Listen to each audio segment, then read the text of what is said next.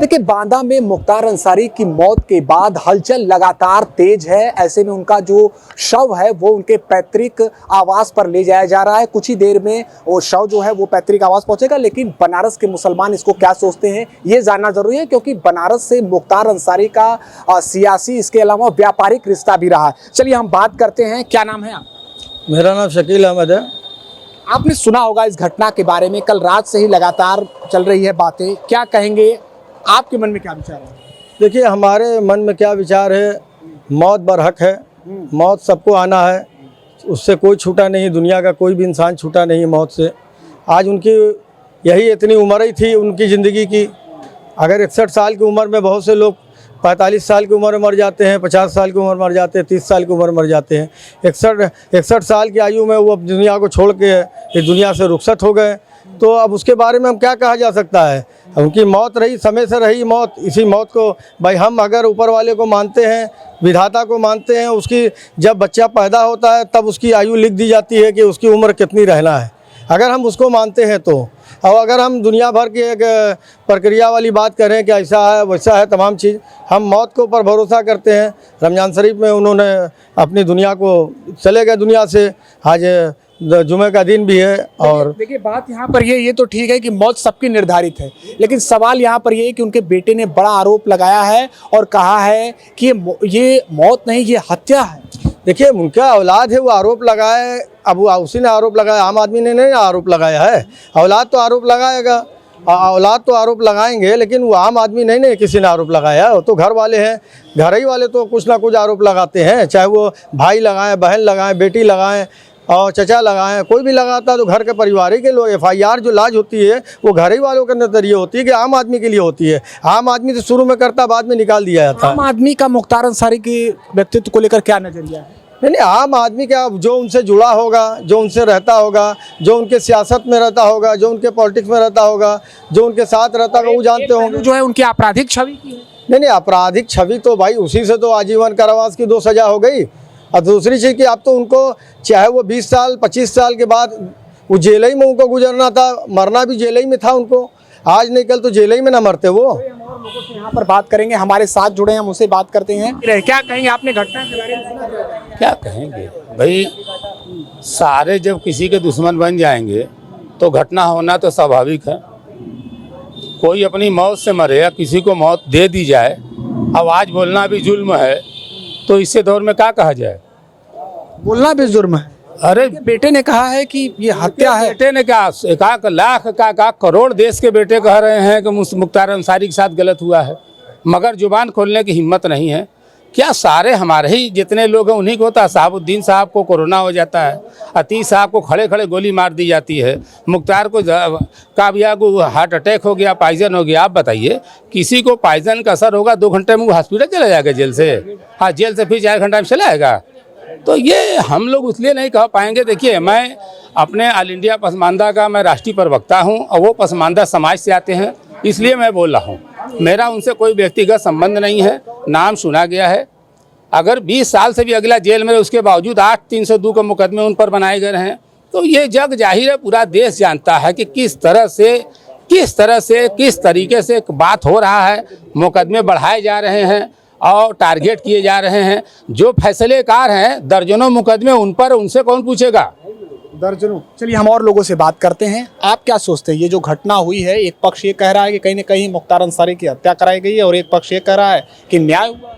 ये बहुत अफसोस की बात है कि जो आज हमारे माननीय विधायक जी, पूर्व विधायक जी का जो इंतकाल हुआ है, उसका हम लोगों को बहुत दुख है, क्योंकि हम उसकी पार्टी से भी जुड़े हुए थे, पहले कौमी एकता दल से। तो हमारे विधायक जी थे और हमारी पार्टी के वो नेता थे। और रह गई बात कि भाई उनके मृत्यु की बात, जो उनके परिवार वालों ने या हम लोगों ने जो मीडिया के आपके द्वारा देखा गया कि भाई उनको काफ़ी दिनों से वो शिकायत कर रहे थे जेल प्रशासन को कि हमको और अदालत में कि भाई हमको सिलो पॉइजन दिया जा रहा है, जहर दिया जा रहा है। तो ये तो सरासर नाइंसाफ़ी है। सिर्फ अगर यूपी में अगर माफिया सिर्फ मुसलमान ही माफिया है तो और माफियाओं का क्या होगा? हमारे महाराज जी से हम पूछना चाहते हैं कि भाई आप बताइए कि और माफियाओं का कब फैसला होगा, ये उन्हें बता दें। ये बड़ा सवाल है यहाँ पर। चलिए और लोगों से बात करें, बात जो भी लोग करेंगे हम उनसे बात यहाँ पर उनके विचारों को रख रहे हैं। ये बताइए, आपने घटना के बारे में सुना होगा, देखिए मुख्तार अंसारी की मौत के बारे में क्या रात से आपने खबरें तो देखी ही होगी ना? अच्छा, विषय यहाँ ये है कि दो पक्ष इसमें बातें कह रहे हैं। एक तो कह रहे हैं कि उनकी जो है हार्ट अटैक से मृत्यु हुई है, एक पक्ष ये कह रहा है कि नहीं, वो उनकी हत्या कराई गई है। आप क्या मानते हैं, आपको क्या लगता है? देखिए, कोई भी चीज़ में सरफराज अहमद, राष्ट्रीय बुनकर एक्शन कमेटी के अध्यक्ष, शुरू अल्लाह के नाम से जो निहायत रहीम रहम करने वाले।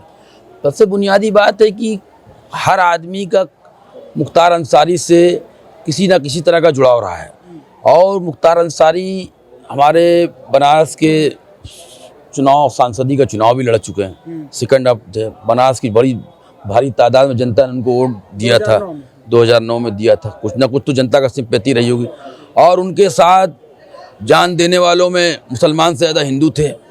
मिसाल के तौर पर मुन्ना बजरंगी भी बहुत बड़ी नज़ीर है, और न जाने कितने घर के चूल्हे जलवाते थे। तो कहीं ना कहीं वो रॉबिन हुड था, इसमें दो राय नहीं है। दूसरी बात ये है कि हर आदमी अपना अपना पक्ष रखता है, और हम तो बिना सबूतों के बुनियाद पर ही कोई बात कहेंगे। अभी हार्ट अटैक से मौत हुई तो हार्ट अटैक से ही कहा जाएगा। हाँ, इसके अगर स्पष्ट प्रमाण मिलते हैं तो बिल्कुल अगर जनता के बीच में आवाज़ उठ रही तो जांच का विषय है। खैर, कोई बात नहीं है, फिर भी हम एक सांसद, एक अच्छे राजनेता और समाज सेवी। सवाल भी तो यही है कि जो आपने 2009 का जिक्र किया, 2009 में वो यहाँ से चुनाव लड़े थे, दूसरे नंबर पर थे, मुरली मनोहर जोशी से उनकी हार हुई थी। एक तो उनका राजनीतिक, एक व्यापारिक, एक आपराधिक छवि भी है, जिसको लेकर ही तो सवाल उठाए जा रहे हैं कि इस बात पर क्यों इतना अफसोस। जरा ये सवाल है हमारा हम आपके पास आ रहे हैं। देखिए, बुनियादी बात यह है, जब आपराधिक छवि की आपने बात की, तो जो आदमी ने बिना कोई सजा के कानून और संविधान में विश्वास रखते हुए जाके नतमस्तक होकर जेल में सिलेंडर कर दिया। दूसरी बुनियाद मुख्तार अंसारी, जो राष्ट्रीय अध्यक्ष भारत राष्ट्रीय कांग्रेस के, और ब्रिगेडियर उस्मान, जिन्होंने पाकिस्तान के खिलाफ, तो कहने का मंसूबा कहीं भी उनके खानदान पर या उनके व्यक्तिगत या उनके बुनियाद पर सवाल नहीं उठा सकता। और कोई आदमी किस हालात में क्या बनता है, इस पर हम हर आदमी के साथ, कोई आदमी के साथ कोई शेरशाह सिपाही से शेरशाह सूरी बन जाता है। तो आप क्या कह रहे थे? आप ये सरकार मुसलमान मुख्तार अंसारी के साथ सतेला व्यवहार किया अल्पसंख्यक के नाते। और दूसरी बात, मरना बरहक है। इंसान पैदा हुआ मरने के लिए पैदा हुआ, मुसलमान पैदा हुआ मरने के लिए। एक पैदा होगा दूसरा जन्म लेगा। उनका परिवार पूरा सामाजिक है, उनका परिवार लोगों को सहयोग के साथ रहता है, हिंदू मुसलमान की एकता के प्रति काम करता है, उनके यहाँ दरबार लगाता है। लगता है मुसलमान से ज़्यादा हिंदू का बात सुनी जाती है।